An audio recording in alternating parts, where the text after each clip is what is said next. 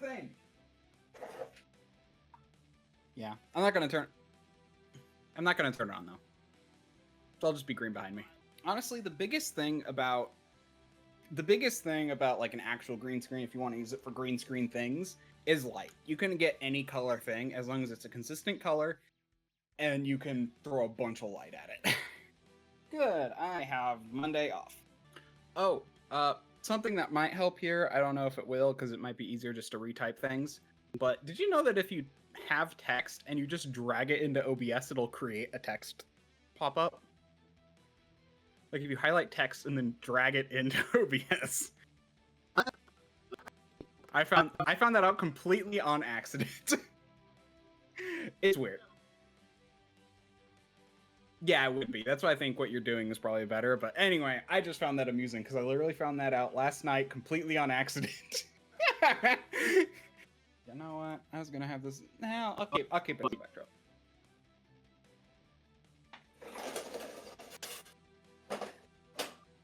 I'm putting that down. My room's actually really hot, so I want the air to circulate. Literally, they could save so much brain power by just having it as 5 and 5.5. I mean, honestly, I feel like they should just called it 5.1 and then just been like, we're gonna do a series of 5s until we stop and then we can move on. I mean, let's be real. People are judging this one on its merit more than, like, the thing is D&D has always been judged more on its functionality and merit than it has its name. So the fact that they made a piece of trash and are calling it the same and being like, oh, we want to keep it branding the same because everyone loved the old one, so we want to keep that market value. Yeah, fuck that. I think, well, upper management probably very much pushed by Hasbro, because that's a thing. Branding is very important in the toy industry. Yeah, it's just half-baked. I mean, literally, that's my opinion at this point. It needed another year. What they should have done, yeah, I mean, what they could have done is saved it for the 50th, which they kind of did anyway. Could have saved it. It's like, oh, we're announcing it coming out next year as the 50th anime. There are ways to spin it that they totally could have done. Oh yeah, the D&D Direct. Yeah, no, I was gonna watch it, but then after Momo said it was literally just like 3 advertisements and talking about everything we've already heard. Yeah, that's what I said. It's basically advertisements for things that are coming and then things we've already heard about. I mean, yeah, ultimately, again, like I want to make a point again that, like, honestly, they were talking about their need to make layout changes like before the OGL debacle. Like, oh yeah, when we make an update, we're gonna make a lot more changes to this. Like, I heard stuff from D&D about that long ago. This is stuff they've been planning for a long time, which is why it's the good parts of the book.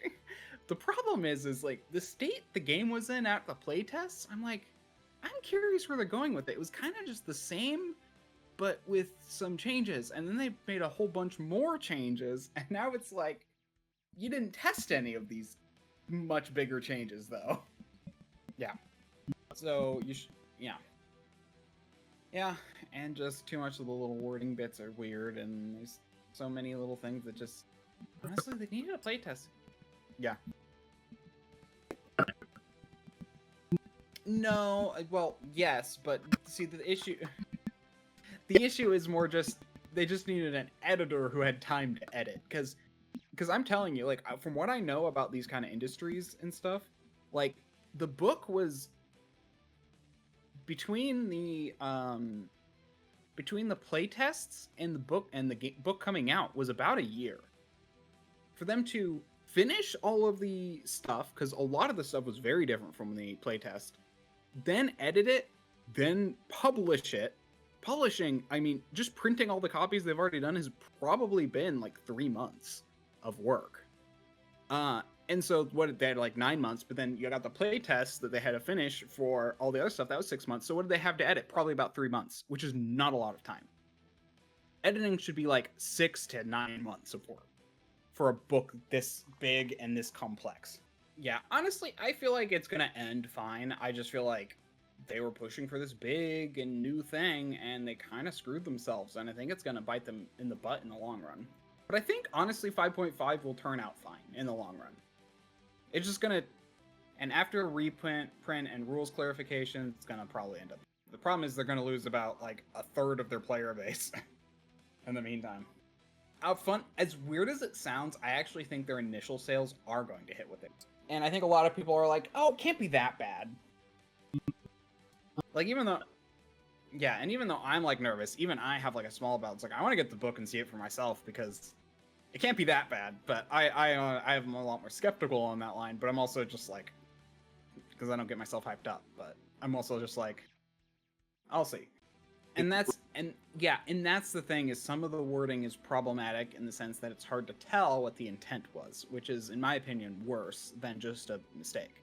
Like that's when I remember like the one thing in my mind, like when I looked over the mistakes in the Pathfinder core book, the new Pathfinder player core, there was only one thing I would consider a major mistake, and that was they accidentally made something that was supposed to be a free action a reaction, because the intent there is problematic. But everything else, the intent is clear. Like one thing they said target instead of the word area, but it's like target 50-foot cone or whatever, and it's like, you know what that means, even though when they did that, they usually say area instead of target. It's like, that's the other kind of stuff where it's like the intent was clear. You know what it's going to be, but it was still a typo. I actually have much higher hopes for the DMG because that has a lot less playtest material needed, and they've been working on it for longer from what I've heard. It wasn't this, in my opinion, the player's handbook is the one that was really rushed. Just based on the fact that playtests ended like a year ago. Like, literally, that is not enough time. Like, I was worried from when I heard the release date, and I'm like, are they really going to try and do this in this short of time? I hope they got some good people working overtime on this. I don't think they did now. I like the gold dragon. I haven't seen any of the other ones, though. Do you have pictures? The dragons. I've seen the gold dragon, and I kind of actually like it, but... Okay. Oh, wait, they have pictures. Let's see. You are... black, I'm not a big fan of. Gold, yeah, seen that. I actually kind of like it. Red, honestly, stock standard dragon. Silver's fine. Silver actually hasn't changed that much. Green is more snake-like. Interesting. I don't know which one this is supposed to be. Is this black again? Anyway. Red again. Okay, they don't actually show that many. They only show black, green, red, and silver and gold. So basically the ones I mentioned. Which honestly, the black is the only one I'm really like, unless I got mixed up between a black and a bronze. To be honest, the lighting's kind of weird in the. It's fish. It's a fishtail because they're traditionally found in water. They're honestly more swimmers than they are flyers in that sense. Yeah, so I get the idea there. I think that's fine. Yeah. I think they didn't get quite the tarnished bronze look super well, but whatever. It's just a long dragon. I kind of agree that it is a bit long, but yeah, they really blended fish features into the bronze dragon, which I don't mind, honestly. Bronze is always, here's my point. I think it's worse than the old bronze dragon. I will say that much. Bronze dragon, but that's also because bronze dragon, favorite dragon. That's why I know so much about the bronze dragon. Oh, I see what they did. That's why they did the colors like that. They made it almost koi-like a koi fish. Yeah, when I finish setting up all my stuff, I plan to have a bookshelf behind me. I plan to turn my desk and have a bookshelf behind me. I do have the D&D Lego set. I do plan to build it and put it on the shelf along with my D&D books. I think that'll be... But they already did a Sword Coast Adventurer's Guide and Player's Guide. Yep. You would have loved that to have that when you ran your desert, your Talonfam demon adventure. Which, honestly, the D&D world always has been. It's like 99% of calamities happen in the Sword Coast. That's why I like what Pathfinder's doing, where they're really spreading out their calamities. Now, I'm inclined to agree with that.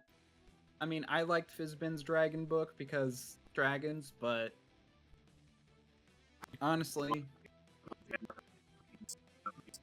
Oh, the setting ones. Yes, the setting ones have been meh. Yeah, I mean, I think what always bothered me is, like, about the Sword Coast, it's like, oh yeah, what if we just took an entire planet and only focused on like Germany, England, and France, and that's basically what the what Wizards has done with the Sword Coast. It's like, let's focus on like one small area, and we're gonna make every calamity happen here. Yeah. That's why I like that's why I like what Pathfinder's been doing, is they've been really trying to think about their world outside and doing their TNZ now, and they're really expanding. I feel like we're gonna get some other things, like maybe the Americas one. I forget. Yeah, Arcadia. I would love an Arcadia book. No, I mean, well, okay. So, like, honestly, it really depends more on how they handle the monetization. Honestly, based on what they've already showed, and based on, honestly, it looks like there's a lot of heart put into it. But it depends on their transactions, how they monetize it, and also, like, their ability to... Honestly, I think the biggest thing is, are you going to put things beyond what just you know, base D&D? Like, are you going to have weird things and stuff so people can make weird landscapes and stuff for their own minds, or is it all going to be cut and paste generic fantasy D&D? Even if you have to buy those other things, I think it's important to have them.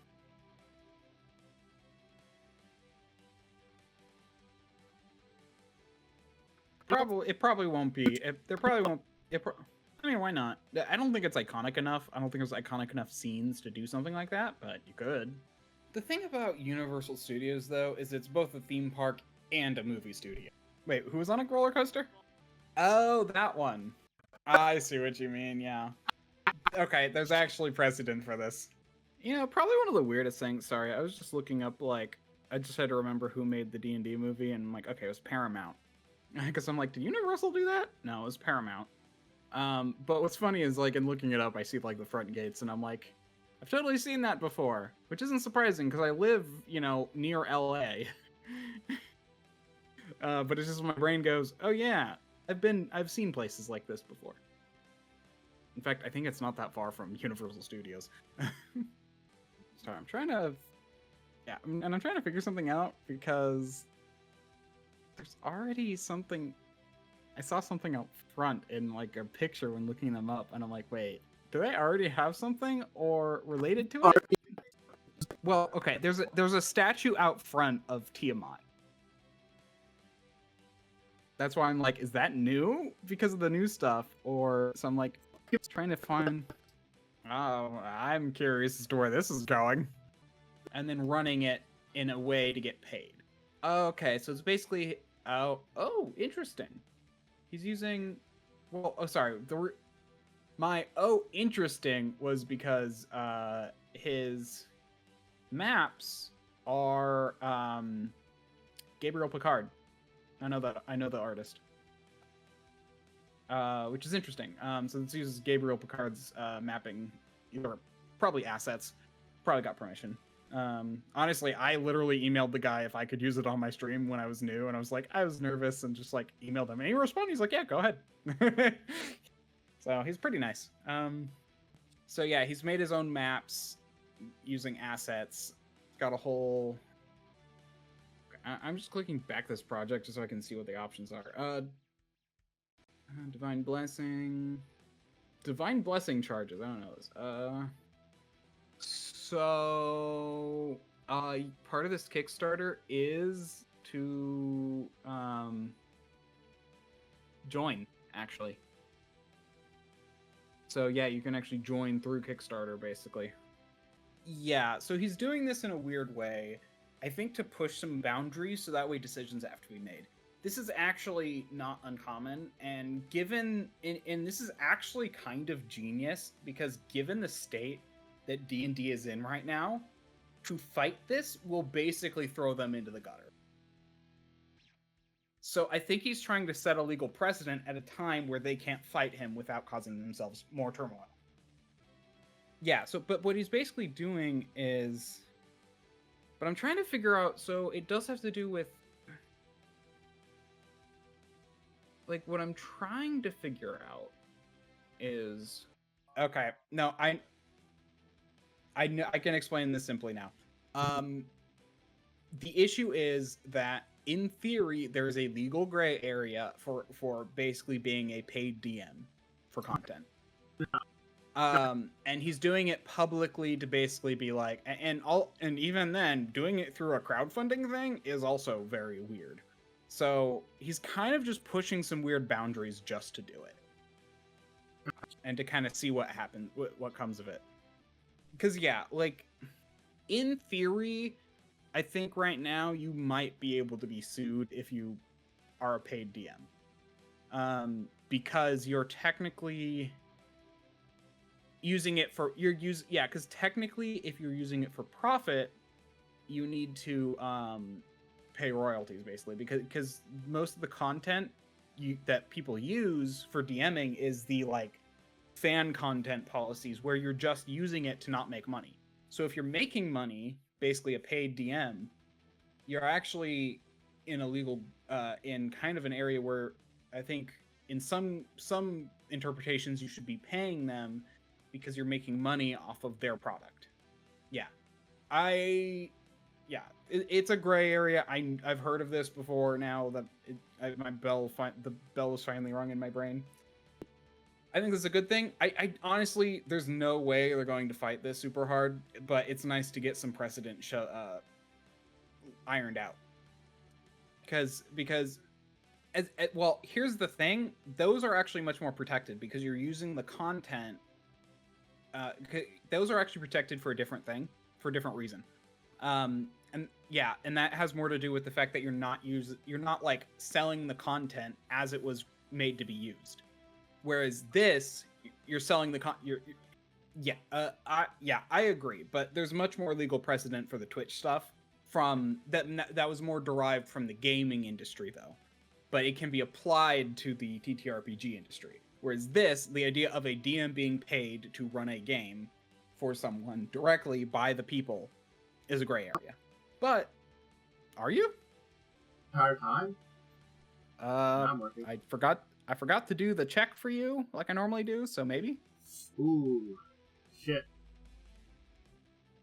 I thought I had everything set up, but if something broke, then I didn't notice. It looked like it was working. That's the thing is, I was getting spikes in my microphone, so I thought it was still working. I don't know. It could have been an input problem with OBS. Like OBS might have just had the issue. It shouldn't have though. Maybe I just didn't hit something. I'll have to check. Yeah, it might be a crapshoot for today, and if so, it's so. I mean, the stuff has been on the screen at least. So and I've been talking. If there's. You've been talking. Maybe not as much as me, but you've been talking at least. Yeah. 50 minutes. I give my 2 cents a lot. you do. At very least, I've got the images on the screen now a little bit and all that stuff. So. Yep. There's a slot for you if you want to switch. We can switch over to 3. Oh, he's still on there, isn't he? Yeah, I can do this. Give me 1 second. Well, while we're waiting for him, I'm going to go turn my air down because I'm hot. Welcome. Hello. I'll have to see if I was like completely destroyed or existed. I don't know. That might be halfway through and I just didn't exist for part of it. Well, happens sometimes. Yeah. I love sound systems. As horrible as it is, this is why I listen to myself while I stream. I try to check early on, and I thought I did. I swear I did. And you'd be surprised things can break in the middle at random. There's lots of stuff, so it's like if I'm not hearing myself, then something's wrong. It's been a while since I had any breaks like that, though. Like months since I had any break like that. So maybe I should check. You did have one briefly at the beginning of a Wednesday game, but that was caught very quickly. That was just me on not unmuting myself. Or something. Maybe. Or something. There was one where you were roboty, but... Yeah. Anyway, hi Momo. How was your Hello. Day? It's been alright. It's been a day. You know. It's been a day of things. Yeah. So. Alright. Well, we've talked about a number of subjects, but we're popping in here to Mongoose having Traveler's full rights now. Oh, congratulations. Really? I suppose. Here's the article and I'm the surprised I didn't hear about this.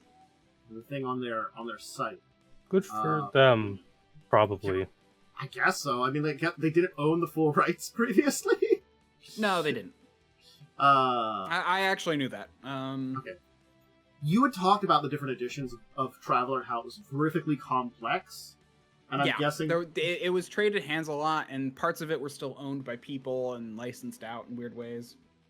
So I'm guessing this is Mongoose spending a lot of years and finally getting the full rights from Mark Miller. So, yeah. Apparently this was back in January. They managed to secure the final deal, and they're just acknowledging it now. I guess when let the ink dry a little bit or stuff like that. So they didn't want to just announce it right away.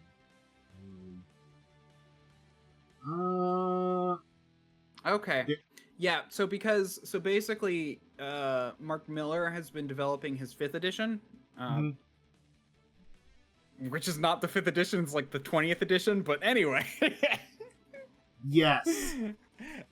See, the thing is the 4th edition, which is often referred to as Mark Miller's Traveler, was like actually the 4th edition. So when he revamped it, he's now making 5th edition, which is just more of a revamp of his 4th edition. But there's been like so many editions in between. But yeah. His 5e is interesting. It's kind of like role playing with graphs and numbers. In a way, far and beyond. Yeah, I don't plan to run it, but it's a great. Actually, I like the 5th edition because it's just kind of interesting to see. It's like, do you want to build every little detail into your thing? Do you want roll tables for how to make a piece of equipment have different stats from another piece of equipment that's exactly the same? Okay. That's 5th edition. It's crazy. I kind of like it. But I never would run it because it's insane. Gotcha. So they're gonna still support that, I guess. Yeah. So he's apparently good. Apparently he's been working for them already. He's just been basically maintaining his own ownership of it and developing his own side project. Now he's giving them official ownership, but he's still going to be working on his side project. He just doesn't want to deal with, I guess, all the stuff for that. I don't know. That's fair.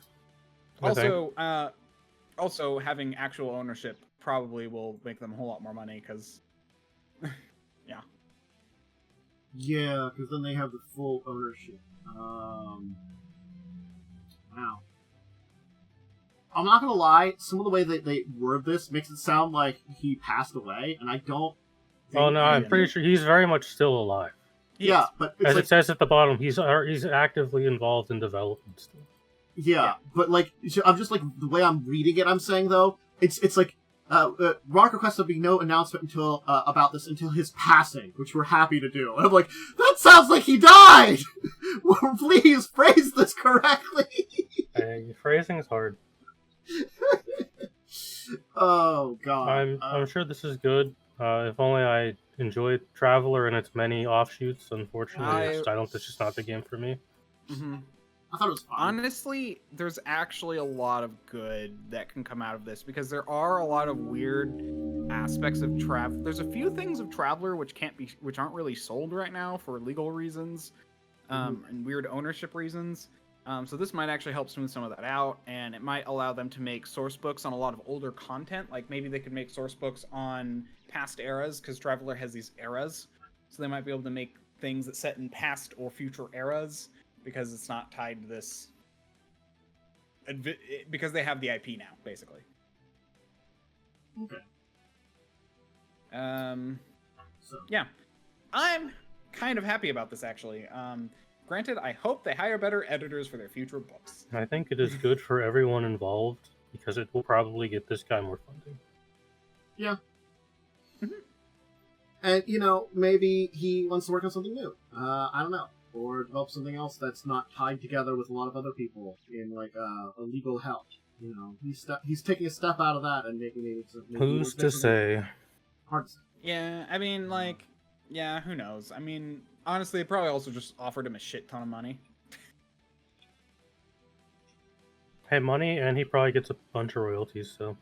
and he gets to work on it still. So it's like just a win-win for him. Yep.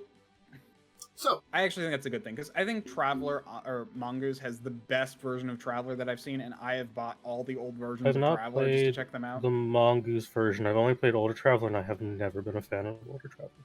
Older Traveler is the nightmare. Mark Miller's 5th edition that he's still working on is basically even more of a nightmare. If you basically like how complicated the old Travelers were, you would like 5th edition even more because it's even more complicated. I'm good. But honestly, I like Mongoose because it actually takes a lot of that complexity and simplifies it down. So you still got a lot of... Basically, they find the diamonds that are in there and refine them down to no longer a diamond in the rock. Mm-hmm. Yeah, because 5th edition has... I forgot, I counted one time, but I think it's like 25 damage types that armor has different values for that each. Sounds about right. Okay, then. Yep. Imagine having to figure out which damage type you have against your armor and what damage types your armors cover and how much armor they protect against. That's 5th edition. When I eventually make a tabletop RPG with Lightning, you know, I'm not going to do any of that fancy stuff. I'm just going to bring Thaco back and make people suffer again. Even though it's just reverse AC. It's really not that hard. It's just simple math. It's really not that hard. No, Thaco is really not that hard. That goes very easy. It just scares people because it's math. Because it's different. It's backwards. Ooh. Yeah, it's backwards math. Oh, you subtract instead of adding. Oh my god. Weird. So strange. So, there is a bundle to support a game designer who has cancer on Dracovin RPG. So, Meguey Baker has breast cancer, and she is a game designer that worked on Apocalypse World and Powered by the Apocalypse system. Yep. And this is to help support her in this time, and help her keep up the fight against it. Specifically, she and her husband are the creators of Apocalypse World, which is the first Powered by the Apocalypse game. Yes. So, it's a bunch of books being offered for $25. You can take a look at the various books. Oh, yeah, I own Apocalypse World. Okay. It's a good one. Yeah. I also see some good ones in here as well. Oh, Scion's in here. That's neat. Actually, Scion's a good one. Bad one to get. Yeah. So, it's a good collection of. It does have Apocalypse World and probably a bunch of other games. Using the Powered by Apocalypse system. My Little Fears. I've heard of that, but I don't remember anything about it. I think the Agent Alice is Missing is also very good. Yeah, it's a good selection, and I've heard 13H before too. I can't forget that one. 13H. I have that one as well. So I just wanted to give that shout out definitely because it's a creator that is providing a very good bundle to help support. In fact, you know how D&D 4th edition has those like monster categories. Mm-hmm. Like it's like a striker, brute, blah blah blah. You know that 4th edition concept. I think 13H was the first one to actually do something like that.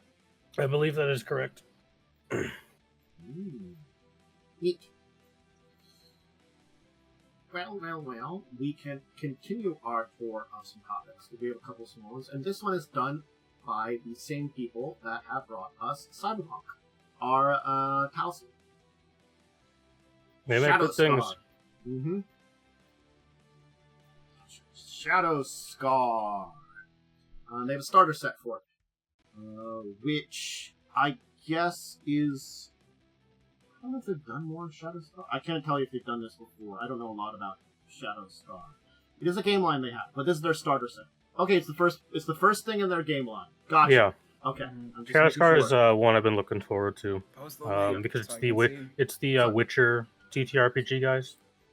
Oh. And the Witcher TTRPG is a really good.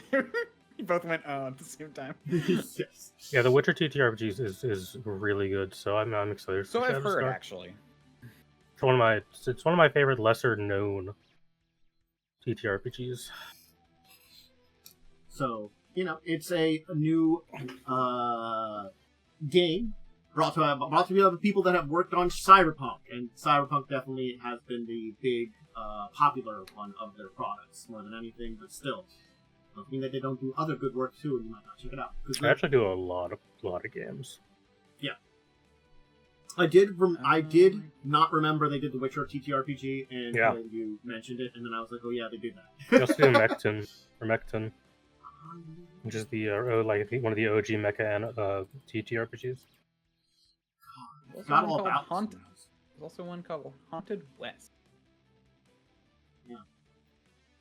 There's a lot of interesting other product lines and games, so it's a new one. We'll probably see more stuff on it. This is at least the starter set for it, so if you want to try it out, get started, take a look at it, see if you'd be interested in it. Is this the only thing that's out right now? Yes. Okay, they started so actually a book out for it. Yes. They did something amazing and fantastic that, maybe other game systems should do. They started with the starter set. Yeah, that's what Square Enix did with the Final Fantasy one. It was very well received. Yeah. Turns out, having a thing people can test out. Having a cheaper product that people can test. Mm-hmm. To be fair, I do question. It depends on how the starter set is made, because I've run into some that are like, oh yeah, use these rules. It's like, well, these rules are, or it's like, here's the general idea of how to build a character, but it's all like, these rules are very lacking. You need the actual book to play this. Depends on how well the starter set is. These guys do really good starter sets, because I have the Cyberpunk Red one, I think. Okay. That's pretty good. I love Cyberpunk Red, first off. Shout out to Cyberpunk Red. It's a great system. I own it. I own so many RPGs. I want to run them. I need friends. Friends with free time. That's a better. I don't have time. Yeah, I was about to say. You do count, time. But you guys don't. You guys count as friends. God, I wish I could just play RPGs all fucking day, but I gotta do adult shit. Same. Like work. Sadly. Yeah. I have the least out of both of you, and I still don't have time. You have Pokemon Go obligations. It's fine. It's not that much of an obligation. Obligation? Oh my god. Yeah. Mm-hmm. Anyway, Dungeon World has a new owner. Nice. And their new owner is planning a second edition. So Luke also Crane good. has purchased it from the original creator. Luke had previously designed the Burning Wheel and Mouse Guard role-playing games. Yep. Mouse Guard's a very good role-playing game. So, great comic series too. So he's working with an unnamed business partner to purchase the rights for it, and is working on a new edition. Crane hasn't specified if the original creators will work along with them with the new edition. So it's unknown if they have a say or not. But it's probably again situational. We don't know what's going on. So I can't say whether or not it's something they want to do or not, be involved with a new edition. Might not. So if we hear about it, okay, great. We don't, maybe they wanted to step away. We'll hear stuff. We'll probably eventually hear stuff more. Wow, it's 12 years old, Dungeon World. Wow. Yeah, it's an old one. Yeah. Well, old, quote unquote. Yes. It is from 2012, which was 12 years ago. Yeah, geez. It's only $10 on DriveThru RPG. Yeah. It's a fun one. Yeah. I'll add it to my list of TTRPGs I'll probably never get to play. Some people get video games that they never play. I get TTRPGs that I'll never play. So we're just gonna see a new edition of Dungeon World. So if you are a fan of that, someone who has a pretty good track record of game design is in charge of the second edition. Now here is going to be an interesting one to talk about, because It's Mass Effect, the board game. Man, I cannot tell you the actual sheer amount of like visceral disappointment I had when I got an email from a Diffus that said Mass Effect was a board game and not an RPG. Yeah, it's a miniatures board game too. 1 to 4 players. Yeah.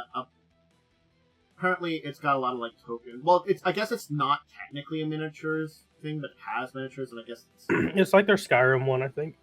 So it's like it's got like tokens, and probably you Yeah. can purchase miniatures later on to like replace your tokens if you want Yeah. to make it fancier. Like, I think they have a fall, like, now they kind of do, maybe they'll do, like, some Mass Effect miniatures, like, how they have the Fallout one, and you can use them with the other products.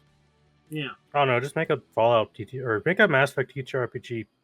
It's the settings right there.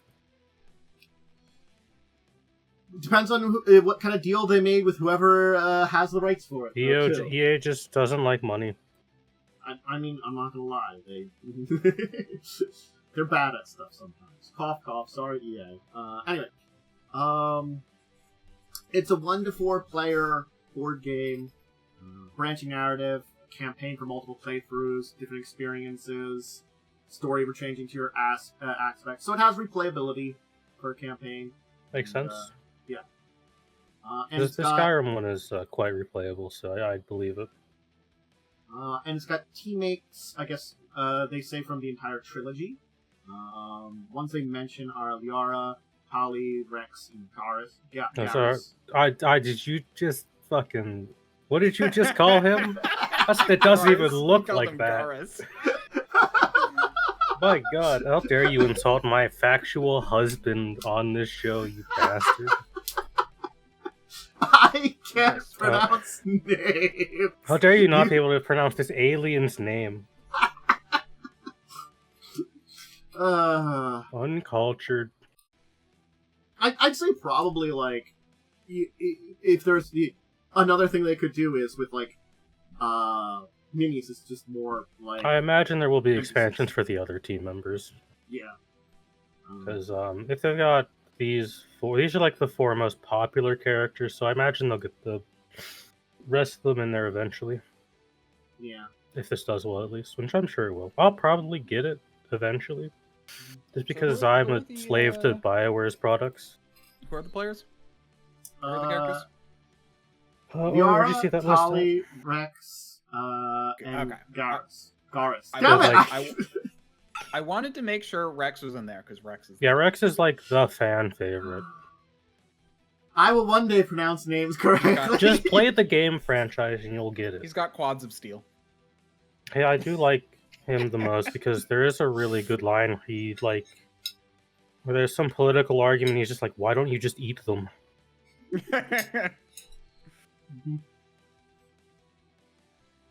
Just eat them. He's just a big idiot who's also like 4,000 years old. Just don't think about it. Too late. I thought about it. Yeah, I mean, that's a solid lineup. Those are like the 4 most popular characters in the franchise. Mm-hmm. And I like they have the male Shep and male Shep and female Shep minis for it too, so you can take your choice. So, going on right now is, of course, DragonCon 2024. I didn't really... I know of DragonCon, but I didn't know what was going on right now. I'm not gonna lie. It's one of those things of like, oh, that now's what it is. It is an interesting convention and does do some tabletop related stuff. Just it's more of a general nerdy geek fantasy kind of stuff. So yeah, because it does gaming, comic, literature, art, music, film. But I thought fantasy and fiction. It would be good to mention that it exists, and then I remembered it exists, and I had forgotten it exists. When I did the whole convention thing, this was one of the ones I wanted to go to, but now I just can't be bothered to go to conventions. It's hard to go to conventions to not even for the show and stuff like this, because I'm like, what do I do there? What am I going there for? Yeah, alright. Sometimes. Like, I used to go to MagFest a lot, and I'd get horrifically sick after every time, so I don't even want to think what happened going to a bigger convention. Okay, I'm gonna be honest, that's the reason I've never actually, like, thought... I've always worried about actually going to convention is because of how often people just come back sick. I'm just like... Yeah. I've been to Evo before, and I've gotten really sick from there before too. Like, honestly, if I go to one, I'm probably gonna wear a mask. It's a safe bet, honestly. I would recommend bring hand sanitizer too. Yeah. And if anything, the mask is just to prevent me from touching my face, because I do. Avoid any section of melee players because it's the most unhygienic place you'll ever fucking see. That doesn't surprise me. I will say, when I went to Evo, when I did go to Evo, I did check out the melee section. It did smell really bad. It doesn't surprise me. The thing is, it might not even be like a lot of people. It just takes one. Yeah, it just takes like 1 or 2 people who have like really bad odor to ruin it. Mm-hmm. Mm-hmm. And then the stereotype is born that melee players smell bad. Mm-hmm. Yep. Little did we know it's the same guy every time. It probably is like 1 or 2 guys. Yeah, he goes to all of them. Mm-hmm. I think the last thing to shout out is, of course, I can't get the link right now without messing up the camera. The Roll20 link that you put in earlier. Oh, the Twitter one? Yeah. The bundle that's just more dunking on more dunking on D&D Beyond. Yeah. Man. Yeah, maybe 1 second. They're killing it. Whoever's in charge of the Roll20 media team is killing it. It just is so easy now. I will say, if you are going to play 5th edition, those are the only 3 books you need. Yeah. Again, it's everything else is available online. And it's one of those things too. It's like, I think we were talking about it earlier that like we only have a player's handbook out now. We're going to have a player's handbook in a couple weeks. We're going to have a player's handbook, and we're going to have to wait months for the next book, and then months for the book after that. And it's just too far in between them. I'm sorry. Yeah, it's September, November, and then February. The staggered release is really, really bad because you'll have some of the rules, but then you'll be missing all the changed DMG stuff, and you won't have the monster shit either. Yeah. No. So the balance is just going to be a mess. More than it already is. Personally, I think they should have done the player's handbook last, because it's honestly kind of the part that needs the most work from what I've heard. Like, I agree. I also am of the opinion that I still think it's stupid that Wizards splits up the Dungeon Masters and player sections of their books. Because I do not personally know of another RPG that actually does that. Usually they just release a big core rule. Pathfinder releases a big core rule book. They don't release specifically just a player and just a GM. They release a GM guide, but the GM guide is different. And the GM core. And well, the GM core didn't used to do that. But the GM core is different still than what like a DMG would be, I would say. It's like, rather than like, this is how you DM, which normally is in the like core, it's a lot of like extras to help you. It's like, it's not needed, but it helps. It is kind of. There's sections in there that are very important. Are there now? I haven't seen the new DM core. For example, like how to set up, how to define skill difficulties and stuff. How encounters are meant to be built. These are all in the DMG stuff where it's all like, yeah, you need to know what those numbers are and how. But did they release those books at the same time at the very least? Yes. Those were the 2 they released. See, I also just like that they because then staggered the monster manual later. TUI used to just have one big core rulebook. They still did have a GM's guide. They've always had. They had the GM's guide, which the GM guide wasn't necessary. It was just here's NPCs and shit. Because I have the GM's guide for TUI on my shelf. Yeah, I don't know if they've moved some stuff from the other book. I'm just curious as to what they still have in Player Core that would, if you would be fine without it, like if I would just look at it. Like those sections do sound important, but I don't know like how critical they are. You know, that's the kind of weird thing.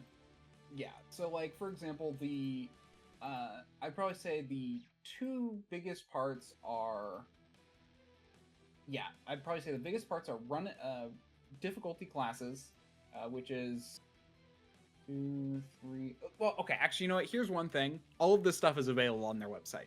Yes. So worst case, you can look this up there. So, yeah, okay. So 1, 2, 3, 4 pages is difficulty classes. Rewards, honestly, less necessary. It's just how to structure rewards. You can guess and check that without actually causing a lot of issues. The other issue would probably be encounter design, which is very much the whole XP budget thing, and how that stuff works, which is 1, 2, 3. That one 4, is one of those ones that usually is a little bit more complex, so I can understand putting it somewhere like there. Okay, I would say though, literally 2 pages are the actual encounter design. The rest are suggestions on how to handle it. so it's like maybe like a smattering of pages that maybe could have been in Player's Core but are now in GM Core or something. You know. Yeah, I think for organizational purposes, they kept them in the GM. They put them in the GM Core because they're more GM related, and only the GM really needs to know them. Okay, but I consider those two very important. Also, hazards and how they work, but then again, hazards are always used. Yeah. How to alter and design creatures, but again, you could just use the ones out of the box, which they have online for free. The rest, though, are things like sub systems like victory points, influence, research, chases, infiltration, reputation. A lot of the extra GM stuff would come to expect. Yeah. Again, like it's the difference between like the. I'd probably say those two. I'd probably say those 2 bits are the only important bits that are only in the GM Core. Well, it's like the DMG for 5e or 5e 2024, 5e 5.5. It's probably going to have a lot. It's probably going to have a lot of that stuff, but it's also going to have cores of stuff like magic items and magic items are in the GM Core. Yeah. In this. So here's the thing about the new DMG for 5e. We really don't know what's going to be in it. That's also true too. Realistically, and here's the thing about the current GM for 5e. You don't need it. Everything you need to run a game is in the player's handbook. I agree for the D&D 5th edition. However, for Pathfinder, with the new books, they did, I guess, split the books up, which is probably better for organization.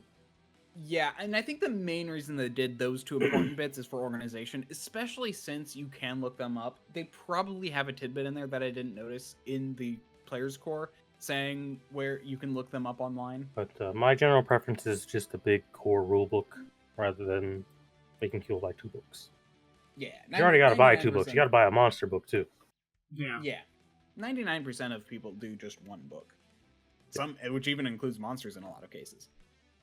Yeah. As it currently stands in 5th edition, there's no reason to buy a DMG because it's useless. Yeah. So we don't know if the new one's going to be useless. My guess is it's probably going to be useless because the new player's handbook is a big book. I mean, but you want all those magic items. You need to look them up online. Or just make your own. That's more fun. Yeah. Honestly, I would say I agree honestly, I feel like just a guide for how to price them is honestly the most valuable thing they could put in the DMG. But otherwise, just making your own is fine. And we don't even. I hope they do better. It's gonna be another table that's just as bad.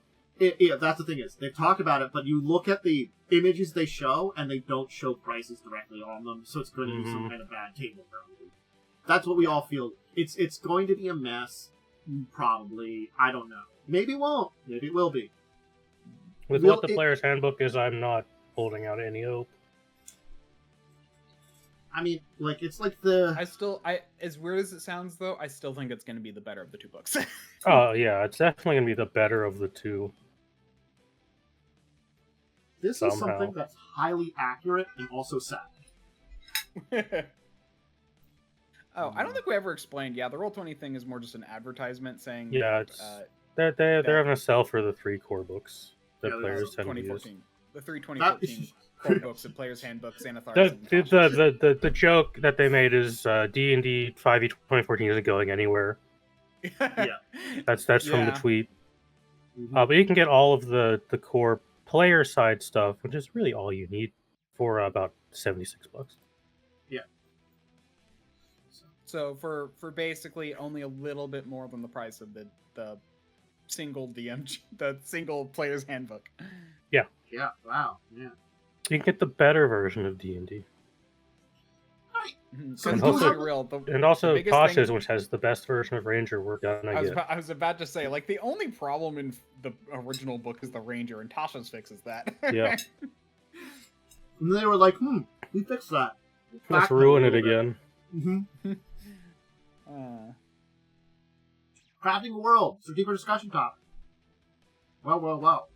Oh man, crafting the world? we haven't had one of these in a Crafting while. world. Ah. This is kind of the intro to like the kind of crafting side that you kind of brought up as some topics. Because we did the Yeah. microscope. World. Oh, this is where you're going with it. Okay, yeah. Mhm. No, there is very much, yeah. I'm inclined to agree that, yeah, building worlds is interesting, and I mean, I'll just start. Yeah, I'm someone who world builds more than I will ever probably need, because I find it fun, and that's actually the first tip. Don't feel like you need to world build. Do it because it's fun. Yeah, you do should have need fun to, with your world building. Yeah. Honestly, world building is not necessary. You can build a very comprehensive story with a lot of fun plot points, and players can be super clueless as to what is, to the fact that you don't have any world beyond what they're doing. In fact, players generally don't care if there's a world beyond what you're doing, as long I as it take relates to them. the FromSoft's philosophy of world design, where I'm not going to tell the players shit, Mhm. but it's all there, right? If they want to do something to learn about it, they can, but it's all there in the background. I'm in the same boat, actually. For example, there is so much that Tantus and the group never really looked into for my Garuna world, or my Corby Soul world, that I'm still currently world building for. But you guys were in one small area, and there was, like, so much to learn. and you Yeah, guys like just in didn't my care, current game, you and guys that's are fine with in me. one city of a vast continent that you're never going to experience all of. Yeah. I'm a little bit different. I have done the oversized large world building, but I've discovered I actually enjoy filling in the gaps. What I mean is I like taking something that's a pre-made world and then filling in blanks and adding little things here that fit within that world but can expand upon it. I like doing that a lot. River and I have been doing that recently with Fallout. Yeah. Because River hates Fallout 4 with a passion, just like me. So we've thrown that out. But we're keeping the Commonwealth. And we're like, well, there's a bunch of these non-canon games that Bethesda refuses to mention. So let's just put those there instead. Yeah. Yeah, that is another very viable way to do world building. It's the world In building. fact, Just using a starting spawn. Yeah. This is something that I remember from a video I saw from Matt Coville, where what he likes to do is he likes to take a bunch of small modules other people have made and jam them together into his own world. And basically just change names, change locations, and just basically make his own world. But, like, actually link together a story from a bunch of modules that people have made. It's a thing, too, it's like, it depends on how much you're interested in the world, too. Because when you are world building, you're being creative and coming up with something that seems like a really interesting place to have adventures. Mm-hmm. Not all RPGs have really interesting settings. No, absolute God, no. It doesn't mean you couldn't use those, but you could build something on your own, or you could work with what you have, too. It's like kind of that weird spot of, like, how interesting is this to you, and do you want to work with it? Like, I find, like, I really love, I've been more and more in love over the past couple of years with, like, Pathfinder's world, Galarian. I think it's, like, they're developing in interesting ways. I think it's really cool. I like this.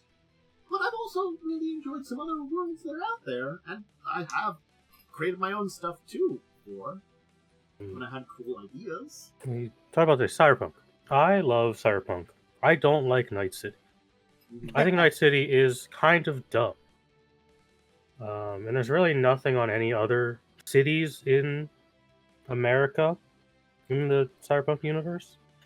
So like you could just point at a city on the map and be like, I'm gonna build that using Cyberpunk lore. Mm-hmm. Yeah. Same with Shadowrun. They really only mention Hong Kong and Seattle that like super often, and both those have been kind of overdone. Yeah. I mean, having explored Shadowrun lore a lot more recently, there are some really great places, and there's places in the world that you like know jack shit about. It's so cut and dry. Yeah, like certainly okay, Seattle, know a billion things about it. Some other cities like in North America, you can at least maybe find a book in one of the 5 editions that'll tell you a little bit about it. There's entire countries that they're like, here's some basic information about it. Okay. Yeah, from stuff I remember from watching some of those Shadowrun overviews, apparently there are some where you're like, I can't find more about this because the only book that exists, like I can't find more about Germany because the only book that exists about it is in German. Yeah. Which is interesting because it means they do target their books in a weird way, which is like, They okay, we'll write about Germany. Yeah. It's like, so like, I think that's kind of cool that they do that. So it's like people. But I also think it's dumb that they don't expand upon Americans are never going to run a game outside of America, let's be real. I would. I would too. You did. With your vampire kid. Yeah, I know. That was all over the place. I like that. There's an artifact series that takes you to like I think Lagos in Africa that's really cool, like a Shadowrun Adventure series, and it shows you this really interesting area of that part of the world. I want to know more. What's going on in goddamn Africa? We know a little bit about a couple of countries. Most of them, we know the country name and their borders are right now, and that's about it. But no, what the fuck? Tell us more. Yeah, like even in Faerun or Forgotten Realms or wherever the hell they call their setting. Yeah. Toral, is that what it's called? I don't remember. Yeah. It's Forgotten Realms, the planet. There is so much in Toral that you could just like find on the wiki and it's like, oh, this has like 2 sentences. Yep. Because they mention it in an adventure path and then never again. Yeah, Os. Os, their version of Australia, it's like mentioned like 3 places kind of overall in like the entire bouts of lore and then completely ignored. Yep. Granted, I'm not gonna lie, Pathfinder is not not much better. They have their Australia that they have now. They have slightly more on it, but they've also slower. Pathfinder's world has its problems. Pathfinder's world is a type of world I actually don't like that much, where it is what I call kitchen sink fantasy, where it's a bit of everything instead of one focus. Mm-hmm. I feel like they're trying to narrow it down a little bit more. It has its advantages because you can be like, I want to go here and run this type of game, or I want to go here and run that type of game, but it leads to a lot of inconsistencies and a lot of weird questions in how the world functions. Yeah, it's like, why do they not have this kind of technology over here when they're clearly interacting? Yeah. Yeah, I get that. I think it's just they've been trying to like keep some of that, but also narrow it down into 2nd edition, and it's a process because I think they started out very, very kitchen sink early on, and they're like, oh, hey, we could like fix this a little bit. Well, I'll start out with the Saga Lands originally, and I just kind of went from there. Yeah, we're starting out in Insanity. I guess we should fix this. Saga Lands started out wild, and then just got weirder going forward. Yeah, I'm definitely 3 paragraphs on Os. Yep, it's not a lot. Yeah, we went there in a game that was really weird. That game was he definitely expanded up for that one. Yeah, he definitely expanded upon this because this is very basic. It was just, I think the 3 paragraphs or whatever just mentioned like some druid shit, and that's kind of it. No, that is what it is. It's like what about the Land of Flying Monkeys that has like not even a paragraph of words? Yes, it's known as the Land of Flying Monkeys, and I'm like, what is it? What? What's even there? And it like had nothing of interest. Yeah. Apparently it's got flying monkeys. That's all I know about it. I guess. Maybe? I don't even know if it actually has flying monkeys, or it was named that way for like someone seeing something. Because you can't... It could be either for a world like, for Toral. For that kind of... For a magic planet. It could be either. You don't know. Yeah. It's like... Yeah, but another thing I know a lot of people dislike is like when players don't interact with their world, but it's like they're not going to. You build these for yourself, and you can get them to interact with your world, but you have to make it important to them. Basically, give them a problem in which the obvious solution is to like interact with your world. I know how to get one person to interact with my world, and it's make the character they need to talk to hot. I have a friend like that. I totally have a friend like that. That's like what I have to do to get Lightning to talk to him, because he's like, "Here's a hot lady, go talk to her." Yeah, it's funny. Like I have a friend who literally every time you run into a woman, he asks number. It's a number between 1 and 10. He asks that every time. Yeah, I don't expect, like on Tuesday, I don't expect you guys to interact with anything in the world beyond your quest. I don't expect you to go asking the deepest of the lores in some Blood Hunter library. Well, you guys have kind of been doing that. I think it's my character more than the others, because like it's definitely not River's character. River's character just wants to get laid all the time. Yeah, look, I'm sorry. Look, I made like the 400-year-old prude who's like, look, I've already been there, done that. I've got through my horny phase like 100 years ago. I'm done. Like an elf. You're the stereotypical elf. Oh no, I'm the elf not from this world. I'm the stereotypical elf from like anywhere other world, and I'm like, God damn you bastards. Hey, you're not escaping elf stuff, by the way. With that being said, as they pointed out, there are players who will interact with your world. Yeah. They're just rare. I am one of them. I love to interact with a setting when allowed. Obviously, like I don't do it that much in Wednesday's game because it's an adventure path and we don't have time to. Also, it's a standard world. My thought is more it's a standard world. There's not much like, what are we gonna do? Just ask him and look it up, you know?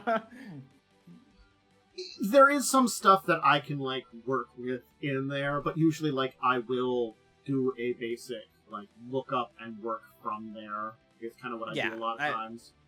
Yeah, but my point is that like where I think the most interest where it really comes into play about players interacting with your world are non-standard worlds or you know homebrew worlds, where it's like to like here's the thing, like if I want to know what gods there are, I can just look it up online, which is why I don't ask or make my character look into things, you know?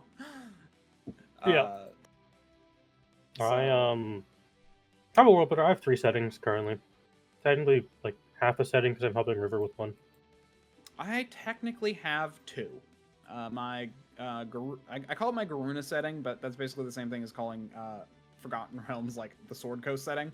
Garuna is just one continent, whereas like the world is called Corby Soul, and the universe. I don't have a name for the universe actually.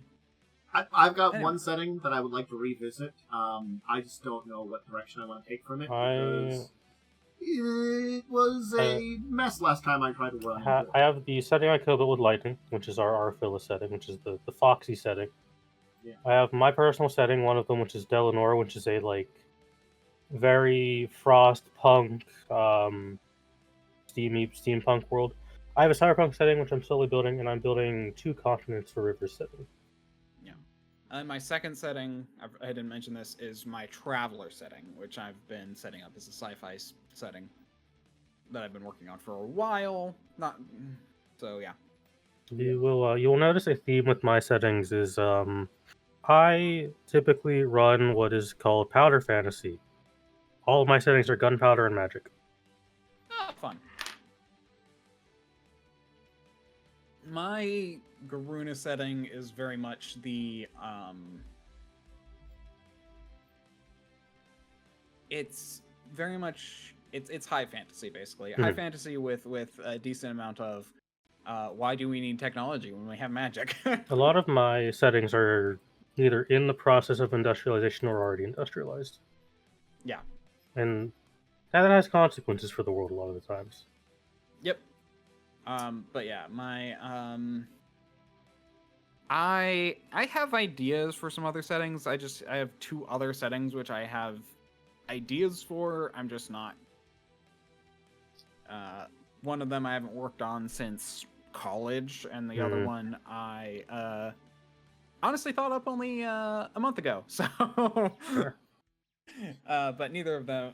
The one that I haven't worked on since college is interesting. It's just going to be hard to pull off with any setting because it's unique enough to where I'd have to build a whole bunch of rules by myself. Mm-hmm. Yeah. Like, there are unique races, unique landscapes, unique people, unique everything. Yep. Like, mine, I know the setting, but I don't know how to use the setting beyond where the basic adventure I had originally set up was. And it's that my setting for Madison Land, which is, like, strangely enough, I only learned was very Mistar-coded without being Mistar-coded, like, this year! The best way to handle when you don't know where a setting is going to go is to just forget that adventure happened and time skip. That's the thing is, I don't know where the end of that adventure would have originally gone for said time skip. That's the kind of thing I'm at right now, because I actually hadn't done the back half of the adventure. I was in the middle of writing it when everything fell apart.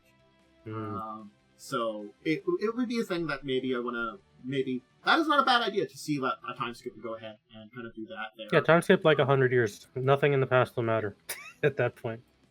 Yeah, that might be interesting, but again, like, that's also incredibly difficult because of the way the world was coded. Not impossible, but not easy either. I'd have to come up with a lot of ideas. I wasn't finished with my original ideas either, so I don't know. Yeah. I don't know. I haven't decided how I want to use it. If you want to get started on world building, your own setting, usually just like, if you have a cool idea, just go with it. Yes. I will tell you, I started building a continent forever out of one joke I made in the Monday game, and it's that I don't know what a rat is. So I thought, well, what would this continent have as animals if we don't have rats? Yeah. I didn't even think about that. We haven't seen any rats here. You haven't seen any rats. I haven't brought up any rats. I have brought up capybara, which are a kind of rodent. They are. They're just a. They are a farm animal in this continent, and they are a delicacy, like in real life. Mm-hmm. Yeah, tips for world building. First off, you don't need a map. Some people feel like, oh, you need a map. No, you don't. True. The map can be like the last thing you handle if you even want one. Yeah. However, my favorite place to start with is the map, but that's just me. For me, I will take a piece of just notebook paper and draw some shapes to get the rough continent layout, and then we'll go from there. That's kind of a lot of what I tend to do too. Is just like do like a very loose idea of a map sometimes. Just like, and this is after usually I come up with some basic ideas before then. Just as like let's add a couple of things in here that I can kind of identify. You know? I use one of the 3 programs that I tend to use for mapping, depending on the kind of mapping I'm looking for. Yeah. There's some mountains around here, some forests around here. I guess post the map of my setting, but I don't know if you have a way of showing it on stream as an example of like. Not very easily right now. Yeah, I'll still post it anyways. I gotta find it. But yeah, like to do a map, just draw a random shape and then like refine it. Yeah. Yeah. Well, what we can do is you can say it's in Tandis's Discord channel. Go to his Discord channel. And you can post it there. It's so you can look at it. interesting too because sort of like I've definitely come up with plenty of worlds over the years, you know. So it's sort of like it's when inspiration hits, you come up with something, and that inspiration can come up with a lot of forms. Like I've come up with a world and then wanted to play in it, but also it's sort of like I've come up with an idea for a game, and then built a world around it too. You know, that's possible too. Yeah, absolutely. Eleonora came to be, which is my main setting of I wanted a industrialized fantasy setting that revolved around what if time magic was broken. So my setting has a lot of issues with time and how time works. I never had a name for the world, but I can kind of point out the game ended up being a little infamous, but I had a game that was referred to as the game where everybody was heading east. What the entire thing was is the player characters were tasked with traversing what was this massive, inhospitable, incredibly dangerous, monster-filled land bridge that led from one continent to another. basically because it had been like 1,000 years since anybody had done it, had crossed the land bridge. And they're like, hey, you guys, here's some funding. Go ahead and do it. And their funding was like 100 gold pieces. And it was like, that's not a lot of money to like send some people on a deadly quest. But I think they weren't supposed to come back. You know. Yeah, that's not a lot of cash to go like risk your life. Yeah. In the grand scheme of things. And so there was a lot of interesting ideas along the way for that. Granted, some of them were very bad ideas, but it allowed for a lot of creativity for this, like, you know, basically 1,000-mile journey between two land bridges, between this like long land bridge between two continents. You know, one thing I do want to say, since we did bring up the topic of bad ideas in world building, I know there are some people who are like, you should never change your ideas. It is okay to retcon things. Yep. If an idea doesn't work, just it didn't happen. Just remove it. There's some things to be said about doing that, like, in the middle of a game. In the middle of a game. Like, if the game finishes and you're like, I wasn't satisfied with these events, it is okay to decanonize them and retcon. Yep. Yes. But I was gonna, my point was gonna be, like, keep it consistent, though, for the campaign, and wrap that up. Like, the very first game we did where you played Marty Tantus in Lightning's World, that game has been retconned. That game happened in not the way it turned out because that game got weird. A lot of that game got changed, but the core characters remained and the core story remained.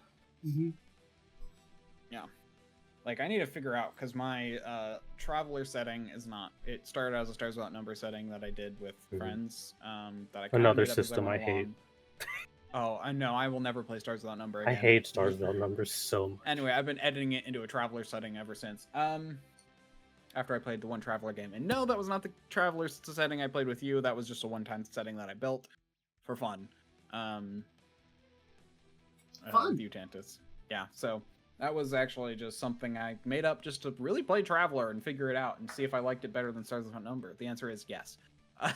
Stars Without Number is a horrid little system. It is. Yeah, the issue is just the scaling. It's like my side tangent. My experience with Stars Without Numbers, if you want to know why I hate it, is we had to do a long trek around the sector. Our pilot failed every jump check, and we got lost for like a year in game. Yeah, I've heard of that happening. I happened to mention something like that as like something that I've heard of happening to my players upon them building their character, and someone made a pilot with skill. He found a way to make his skills so high that he would literally never fail. And I'm like, okay, cool. You just don't have to roll. Game of Stars Numbers I ever played, the GM put a little AI in our ship that gave us a bonus to jumps. We didn't get lost. That game had other issues. Yep. Rescued by one thing and just finding other problems. Honestly, just the whole combat system's kind of butts. It's kind of like, it's this weird thing where it's like, the combat system is terrible, and it's like, you have scaling characters, but non-scaling enemies. Yeah, it's like, just not great. Yeah. Whereas like Traveler, at least, the system itself doesn't scale. Your enemies don't, but you don't either.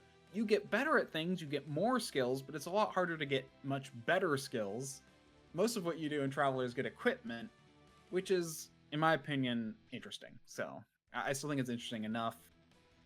Upgrading your ship, getting better ships.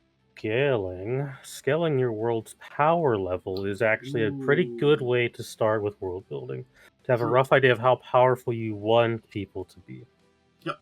Yeah. None of my settings go above level 12 in 5th edition. My Garuna setting does go all the way to level 20 in 5th Pathfinder or whatever. Because I have a way for standard... As weird as it sounds, so in my world, the way you become a god, because you can become a god, is to basically just become famous. You become the more... Sure. So the idea is, as you're gaining these powers, it's because more and more people know about you. In my Delanora setting, there is one level 20 character, and it is a dragon that was there since the creation of the world. I have those too, funny enough. I have the 7 dragons who created the world, one of which is dead. Dragons in Mind and Lightning settings are effectively gods. Yeah. So what's funny is the 7 dragons in my setting are the true gods. They're the ones who actually created everything. After that, you have gods who basically became gods by becoming immortal and just affecting things, becoming more and more powerful. But these gods but the 7 dragons just stay out of things. They don't get involved. So the ones who actually like manipulate the world are the current gods. But well, actually, the reason for that is they were involved, but after some pissy people got basically the one person who basically became my equivalent of Tiamat, who I called Zek. It basically got found a way to call in like some great abyssal horror to attack the entire plane, and these dragons fought it off and became like they were able to fight it off, but they became super weak, and so they kind of are all like resting. Is the idea. My setting, for millions of years. I based my setting around a core idea of past civilizations where the world goes through extinction cycles because the world is basically an experiment of one of the gods to see can life survive in this region, lighting I've named the void, where life typically can't survive. It has led to an interesting problem in lore of each cycle gets rapidly more advanced because they just find the technology of the last one. Interesting. Yeah, mine has extinct. Funny enough, here's a fun fact: if you're building a 5e setting, make it a post-apocalyptic because yes, most good fantasy actually is post-apocalyptic. Yep. Interestingly enough, to a degree, that was my madness setting. The entire idea of that setting was it was actually not a full plane, but a pocket plane created by 2 ancient gods that fled them. And they basically just took a little bit of the world with them. So that's why it was like little like areas of examples from the head world where all the people were originally would be from. And it just so happens that one of them went insane and imprisoned the other one, and then decided just to basically start collecting things that he liked from the other world. You know, that kind of thing. Also, don't be afraid to... And then just throw them all together and rile them up like bees. Yeah, don't be afraid to make your world weird. It was just like, okay, everybody together. Bees! Just shake it up a little bit. Just a jar of hornets. Except it's technically mental madness that drives everything savage and insane and tries to murder each other, but, you know, it's the same thing. Mm-hmm. Yeah, because, like, the original concept behind D&D, the reason there's loot everywhere is because there were past civilizations that fell. That's why there's real life as well. Yeah. Although in real life, most of that good stuff has already been looted. Most stuff also isn't magical in real life. Not all of it. That, too. But, like, the treasure and stuff gets looted pretty quickly after something falls in America, in real life. I mean, I think that's one of those good things I do like about Golarion as to why things like pistols and gunpowder haven't spread outside of Alkenstar. Because people can still just fireball things. You know, or like, you know, why the medical technology hasn't spread outside of, can't remember the country, the one in... Oh, yeah, I know the one you mean, but I don't remember which one it is. Where they've developed a lot of medical technology because they rejected the gods. Because divine magic exists. You know, it's sort of like magic has been this great crutch on a lot of Golarion that's prevented a lot of technology. And so these couple of places where it isn't there, they're developing pretty rapidly. Because they're like, well, we fucking don't have magic. What do we do? I've done something kind of similar. The bunny people in my settings, specifically the one in River setting that you've been interacting with a lot, they cannot channel divine magic because they are cut off from the divine planes. They just can't. So to deal with the fact that they are locked out of half of all magic, they've invented a lot of technology to make up for that, including things like trains, vehicles, guns, and like pretty modern hospitals. Yeah. Also, I want to say something. While I've been sitting here, I'm like, several times I thought, "Ooh, that's a good idea. I'm going to steal that." So my opinion, my note is steal as much as you want. That is also honestly a good part of world building is theft. Look, I'm not gonna lie. A lot of times I'm inspired by something, and then I'll build something, and you know. That's really what it comes down to. All of modern fantasy is just ripping off Tolkien. Yeah. Yeah, it's just literally just blending different pieces of unique things people have made, which were not actually unique. Yeah. They were just unique because they blended two things together that weren't There's unique. not many original ideas in literature or media. Yeah, the original ideas are very rare and hard to do. That was very hard for me to get though. over. That was very hard for me to get over, is feeling like I need to make things unique and different. Yeah. Dude, I will play a video game and I will see a thing and I'm like, that's mine now. Yeah, yep. I think that's the important thing too. Is like, if you want to get started and you just want to like create something and you don't have an idea, get some inspiration. Read a book, watch a TV show, play a video game. I played Final Fantasy VIII for the first time 2 years ago. Mm-hmm. Terrible game. Don't ever play it. It's a bad game. I mean, I love Gunblades. So they're in all of my settings now. Hey, I just thought of another world that I have that maybe I'll revisit it. I basically combined Final Fantasy VI, Skies of Arcadia, and what was the other world system? Oh, and the air worlds from Spelljammer, and created a basically version of one of the Spelljammer air worlds combined with like the continent system of Skies of Arcadia and some of like the stuff going on at like Final Fantasy VI, but then made my own stuff to a lot of degrees. But it was like I started with this inspiration of these three sources and built something out of it that was unique and different. It was a weird sky world, definitely was. And it didn't go as well running it because I made every gestalt. Don't do gestalt unless you're ready for it. Yeah, that one gets weird. Yeah. Mm-hmm. Oops, all gestalt. Good times. Anyway, yeah, like the biggest part of world building really is taking inspiration from other things and adding on to your own ideas that you have. I like the world too. Thanks, Blaze. Blaze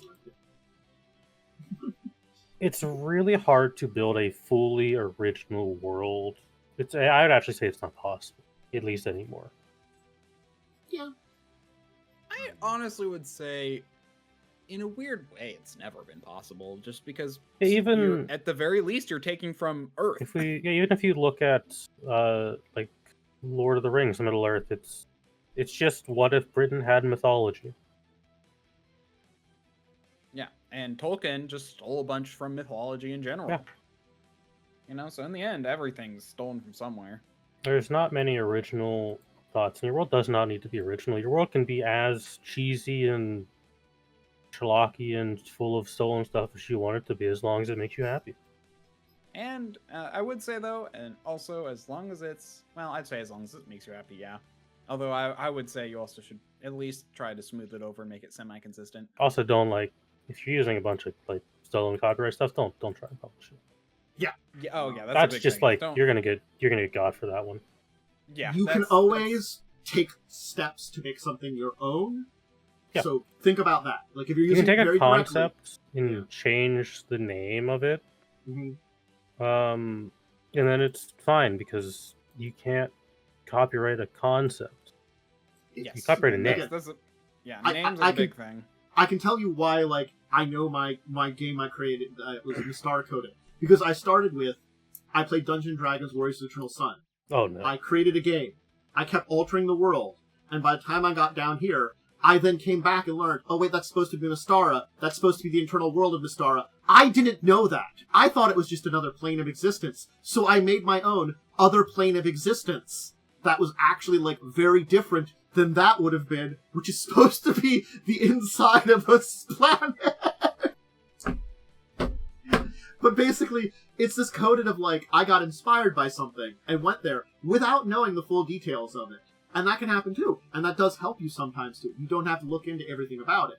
But along the way, you develop and change things and make things your own, create your own maps, ideas, concepts, kind of things like that.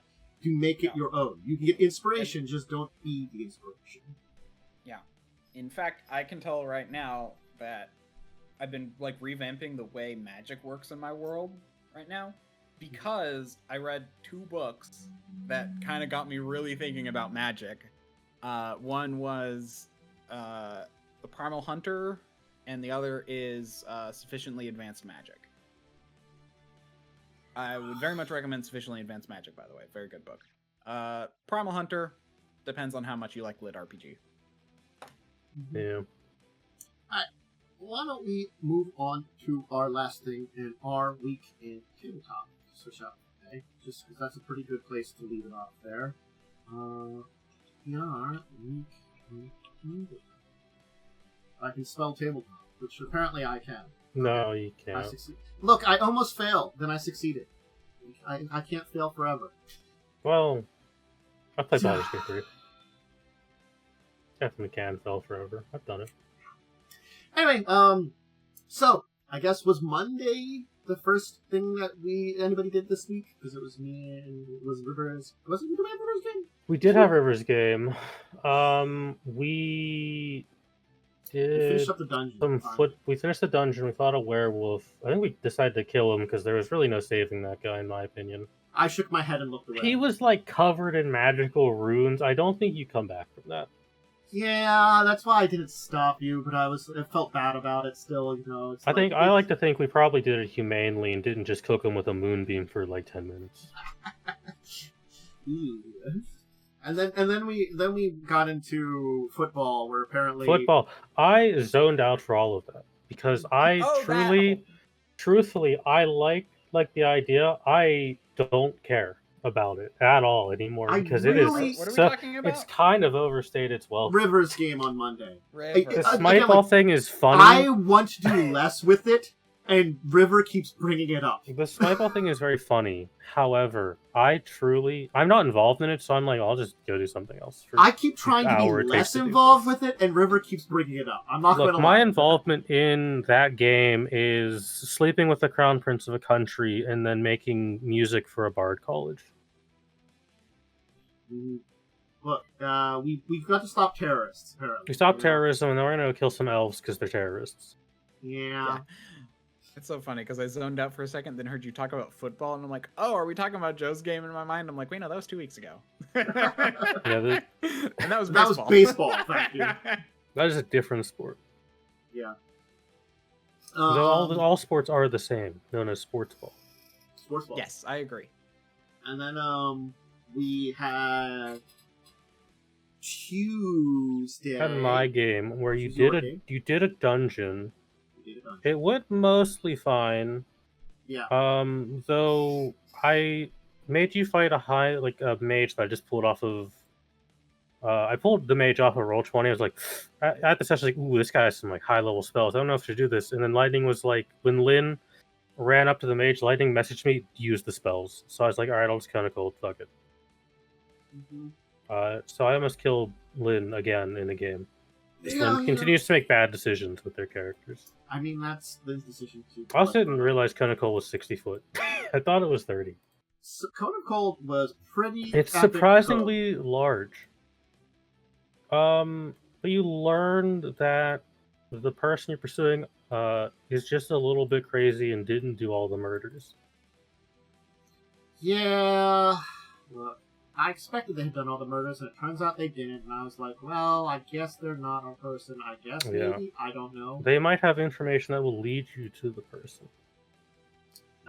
That's basically all you did. Is you did the dungeon pretty well. I gave you guys a lot of money because Cell can stop complaining about not having full plate now because I've given you full plate money.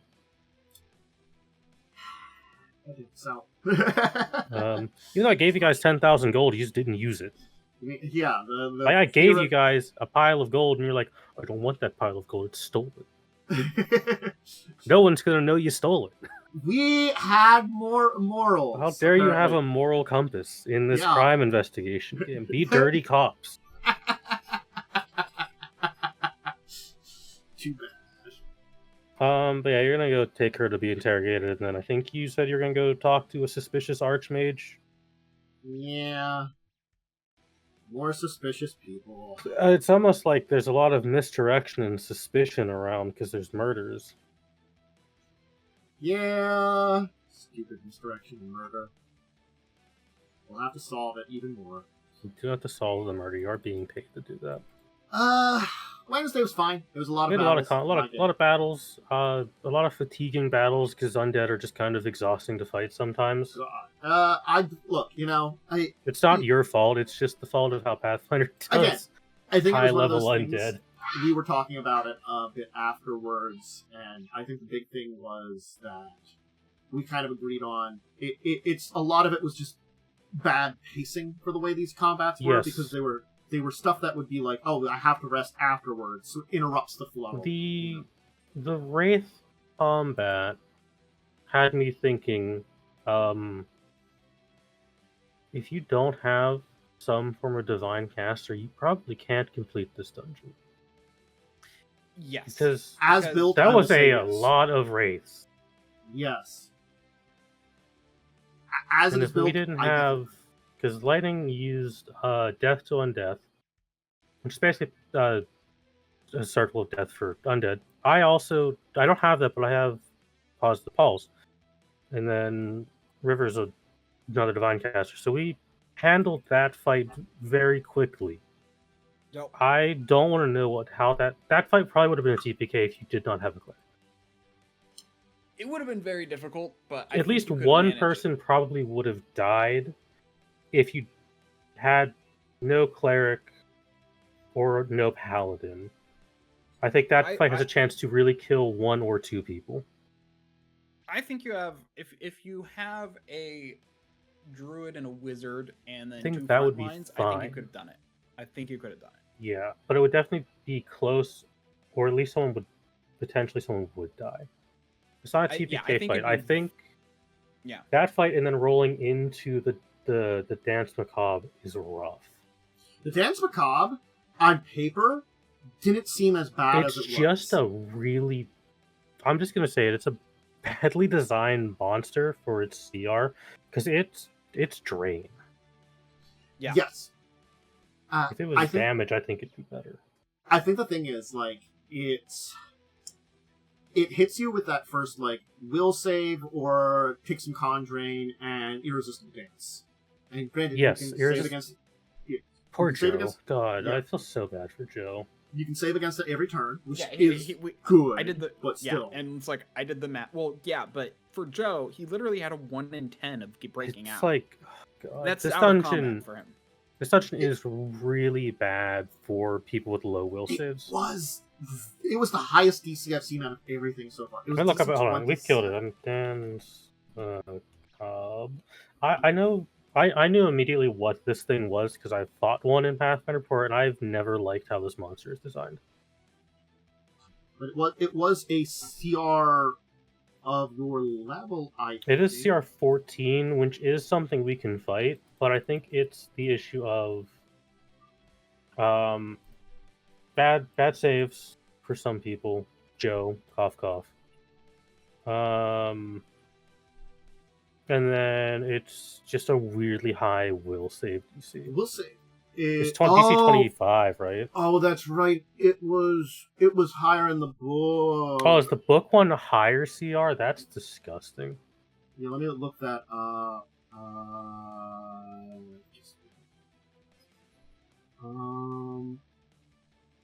No, did I? Oh, yeah. Oh, I'm sorry. 470. Wouldn't surprise me if it's a slightly altered one for the book. Yes, the one in the book is DC 27. Good God. Because its stats are actually in the book here. They give it in the back and the just awful.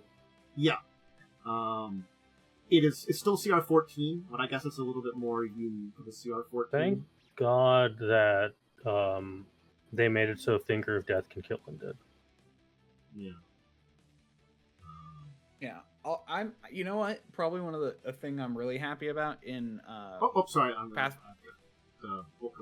Yeah. The one thing I'm kind of very happy about in Pathfinder 2e, they don't have ability damage, as far as I know.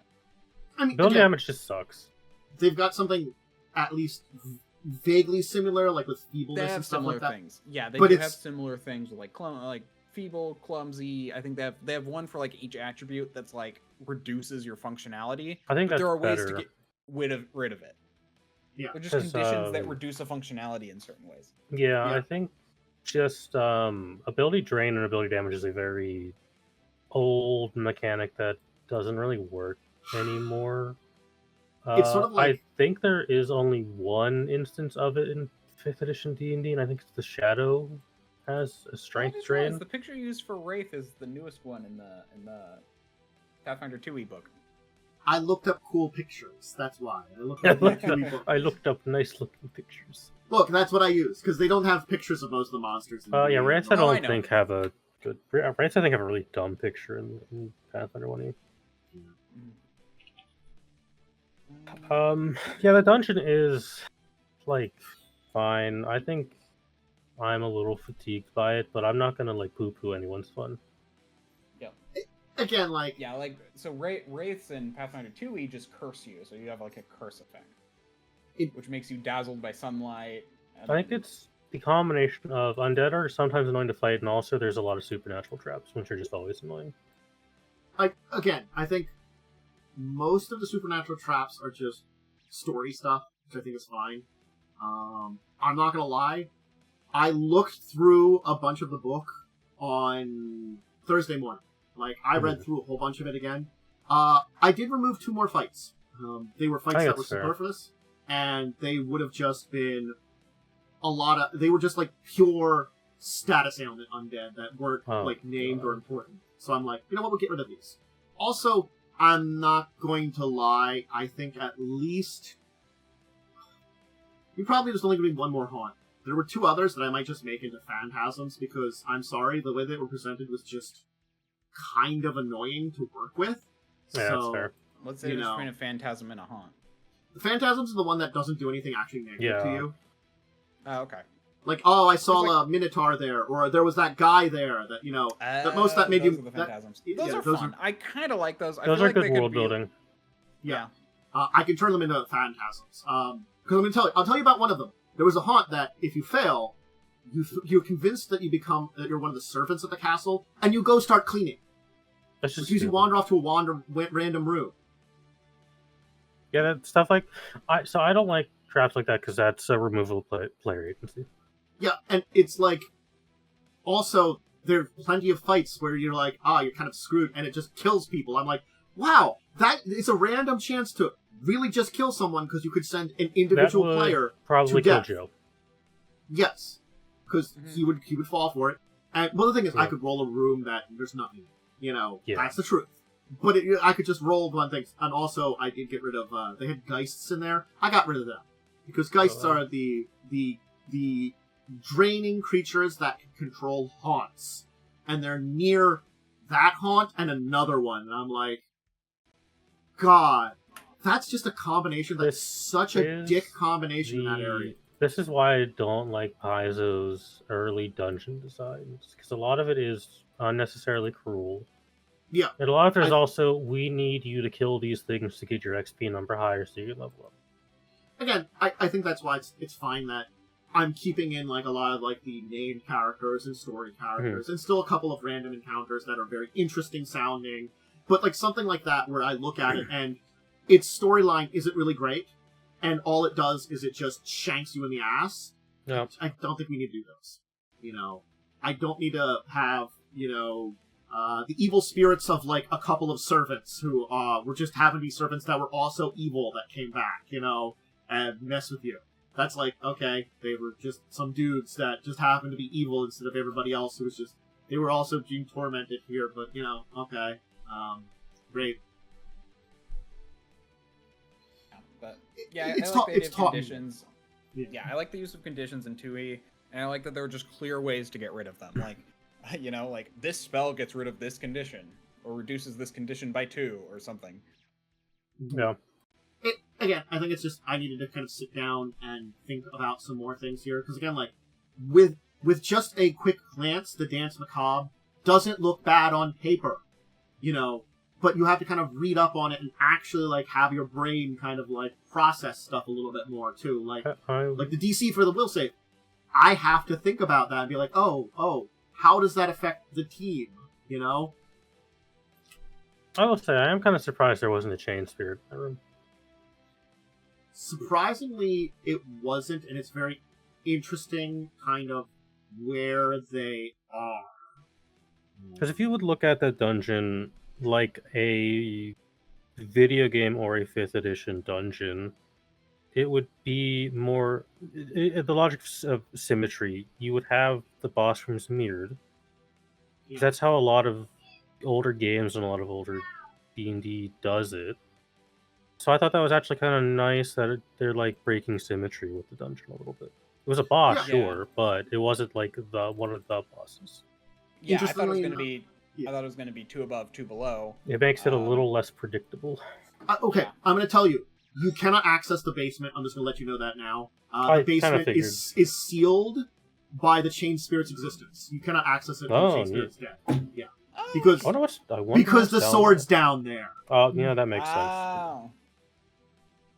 It doesn't mean there's not horrible things down with the sword, but the chained spirit is basically sealed off the basement so no one can even try to get down there. Yeah, that's fair. That makes sense. So basically there's going to be a little bit more to the dungeon after we kill the final boss. That's fun. Yes. That's actually also kind of cool. I know, I'm going to fight a dragon. Well, he's probably just going to talk to the dragon realistically. I don't know if I actually fight it. You will learn more about, like, the donjon, which is that one that has from the guard and the stairs up to it. Yeah. I'm going to have the person talk about it in between here, but basically there's some special things related to that we'll have to talk about. Yeah, the dragon's the only chained spirit you know. I know off the top of my head what 3 is. Where's the hell 4? I can't remember. 1, 2, 3. What the hell is number 4? It's so, like, because there's a lot of named characters, too, sometimes it's hard for me to, like, get in my it's understandable. Because they shove so many... We are going to need to decide where we go up to the next floor. I'm thinking we just start at the entrance. That is actually a good point. I would have to examine the map to figure where my opinion lies. But I would either say, either up where the mechanism for the gate is, or through that one side tower we found in that office area. I mean, like, you probably will get a warning of the area that, even, like, you know that the chain spirit's on the 2nd floor. I can probably, because you've shared the name Mithrodar with the people that know about the castle, they can probably narrow down the area on the 2nd floor. Like, well, we also have two basically clerics and a necromancer. You could just feel like, you feel like a very powerful spookiness. Yeah. That is a thing clerics kind of do. I could just give warning if you're going to enter that room. I can add a little bit things like that, because I was thinking about it. There is some information that probably could be shared and discussed. I think I need to have a chat with the party at the start of the session. Also, I will note deal.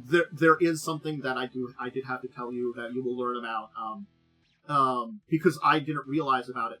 It's really hard to enter the donjon. There are spells protecting it, basically. Oh, okay. And the one way to enter it is to have someone lawful evil accompany you. The donjon is the one in the courtyard with the stairs. Yeah. Yes, because it's that sort of kind of back building. The kind of back tower. Yeah. I have a confession. When you said donjon, I did forget that was a actual thing and not a role playing game. I did actually forget that that's a real term. Yeah. Yeah. Because there's technically speaking, like, though I think you cleared out the 2 biggest areas. I have 1, 2, 3, 4, 5, 6 other technical areas, but they are all smaller. So, like, I feel like they might be, like, 2 or 3 combined, and that includes the caverns below, And some of these places have, like, maybe 1 encounter in them, Others have a couple. It's not like the guest wing, which was filled with a lot of shit, I gotta be honest. I'm definitely gonna come back here when I have 9th level spells and drop a meteor on this stupid place. It won't be evil anymore when you're done. Well, I was gonna say fun bit of fun fact about language. Fun language fact. There we go. Donjon is where you get the word dungeon, but donjon is the highest tower. And originally, dungeons were in the highest tower. Which actually makes more sense. I mean, Harder to escape from great heights. Yeah.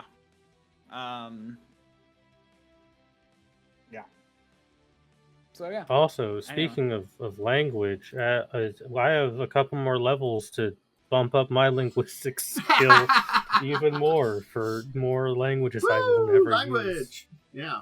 It is unfortunately just not possible for me to get every language in Pathfinder. There are simply too many.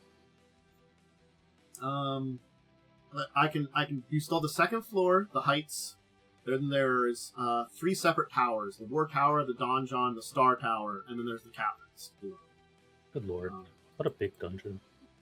Again, most of the other ones it's are the whole book, small. I assume. It is the whole book. It is all of book 5. Yeah. I did kind of yeah. I did kind of say like it's a mega dungeon. It's not a terribly designed dungeon. It's just a little bit boring. Yeah. And then it's also full of the worst parts of Pathfinder. Stat changing undead. Yes, they are kind of those awful things. It's just like a lot of like really. It's not. I will say I've enjoyed it more than anything that was in Carrion Crown.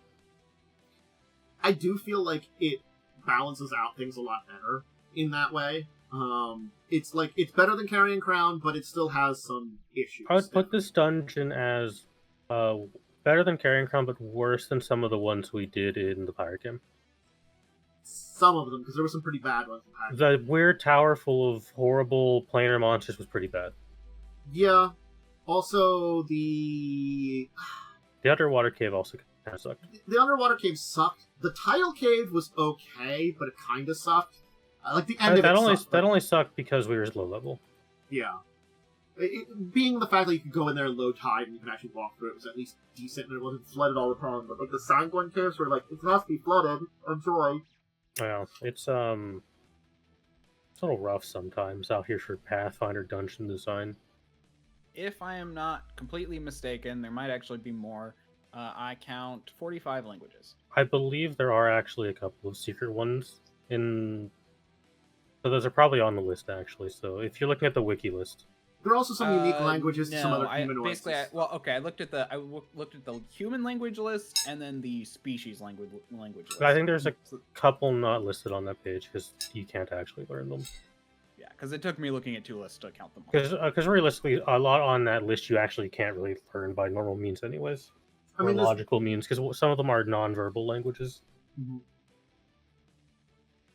You could always learn Strix, which is a Creole. Technically, according to what I looked at, Aslanti, and what's the other one?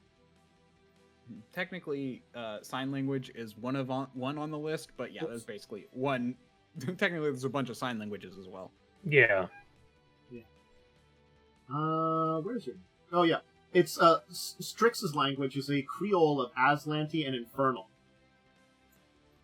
So if you know either of those languages, you can make basic communication. But it's sort of like, I didn't realize that Creole was a thing to like refer to like as a combination of languages. Aslanti might actually be a decent one to pick up. That might actually come up again. It's one of the ancient empires, and technically, if you knew Aslanti, you would probably basically understand some of Thessalonian because they are related languages. Yeah, like. That actually might be a good one to learn. However, I don't know. I'm just kind of picking random languages at this point. For a skill I will never roll. Because it comes up like once in an adventure path, and you never use it again. There are some uses for linguistics, just so few of them. And there's just so many adventures that it doesn't It's definitely the least used skill. Yeah.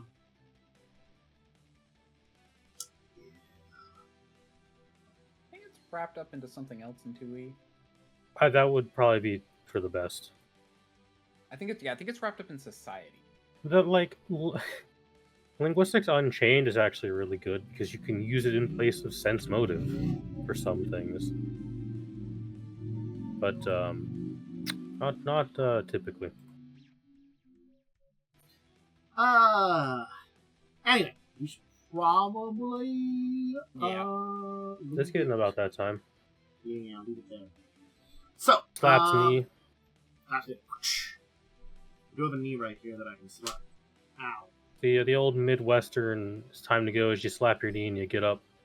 Mm-hmm. You don't say anything.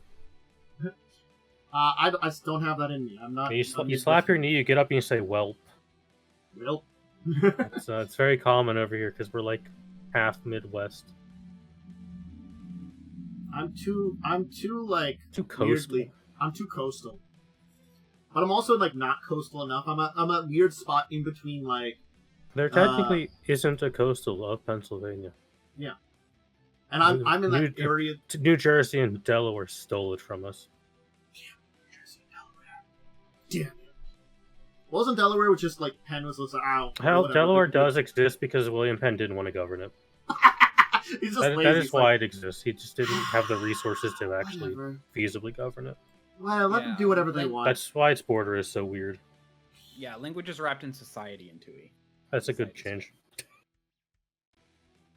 I mean, the only other thing is like I guess I don't remember if 2E is good at like learning languages and stuff like that. I can't remember. I feel like technically it is kind of harder because you don't just like learn them into. Yeah, it's not like you put one rank in a thing and you magically have a language. I think you can take like skill feats that you can repeat and get in language. Yeah, that's what it is. It's the multilingual skill. You know, if someone tells me I have too many languages, I'm just gonna point at the Pathfinder rulebook and be like, "This is the rules. This is how it works. One rank equals one language." I don't know why. When you get to 20 ranks, you have 20 extra languages. I genuinely don't understand who thought this was a good idea. Now, Wizards did. It was 3rd edition. 3rd edition was insane. I don't really get it. Fuck you, 3rd edition. To be in 2E, there is a legendary skill feat called Legendary Linguist, where you can basically understand languages enough to where you can basically form a kind of language with anyone who you meet. Mm-hmm. And the thing is, in 3rd edition, it was its own skill. It wasn't even connected like linguistics to use other things. It was just a speak language skill. To be fair, there is one guy on this planet who does speak 59 languages. Yes. Alright, how about, shoutouts? Wyrm, you've got anything? Shout out. Yeah, I'm DiamondWyrm. You can find me on twitch.tv/DiamondWyrm or at DiamondWyrm on Twitter. I should also figure out how to get to my YouTube, because I'm DiamondWyrm on YouTube, but I don't have a separate link or anything. Because I'm going to start uploading. As of literally tomorrow, I'm planning to try and figure that out. That's a good idea. Yeah. Diversify your stuff. Yep. Yeah. I got 2 follows today, so I'm like, okay, Ooh. Apparently this was a good episode? Popping off. Mm-hmm. Yeah. Momo, you have anything to shout out? I don't have anything to shout out other than I've spent the last 3 days reading Fallout lore. Please help me. I only get angrier as I read. Angry at Todd Howard. Wow. Anyway, for me, I'll be back on Monday. I think that'll probably just I might just stick with doing some more Elden Ring. I've been enjoying the DLC a bunch. Oh god. Yeah, Where are you at in the DLC? Who have you killed so far? I killed 2 bone dragons. Okay, so you killed 2 ghost flames. I killed 2 ghost flames. I've cleared a bunch of like dungeons. Did you fight two sword lady yet? The dancer? The moon lady. No, I haven't fought any major bosses yet. I've avoided the 2 major dungeons. Basically, I explored that area. I crossed the bridge then. I went north. And then I've gone south, past, and I've cleared out the one furnace. And then I kept going south that way and kind of looped around in the river. So I'm down in the Cerulean Coast right now. Ooh, that's like the prettiest area I've ever seen in a video. Yeah, and so I just finished up clearing out the Cerulean Coast. I got the Grace down in the Fissure. So it's not open yet. There is a mausoleum that Lynn, Lightning, and I walked in on, and we were gonna fight the dude. He looked easy, and I walked one step and got machine gunned and died instantly. Is that the crossbow guy? Yes, he just fucking unloaded on me immediately and instantly. I have beaten him. I think he was the one I had the worst. I opened the door and died. I think because with those ones you can't summon, so it's been a little. I fought the dancer in the Cerulean Coast on the Hidden Eye. That was a little easier because I could just spam the Nocturne Whip Sword attack on that one, and it would keep walking into it. Nice. So I was like, okay, you are an idiot.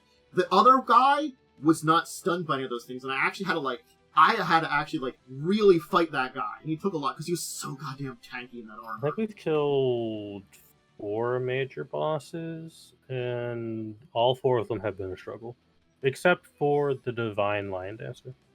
That one was first tried.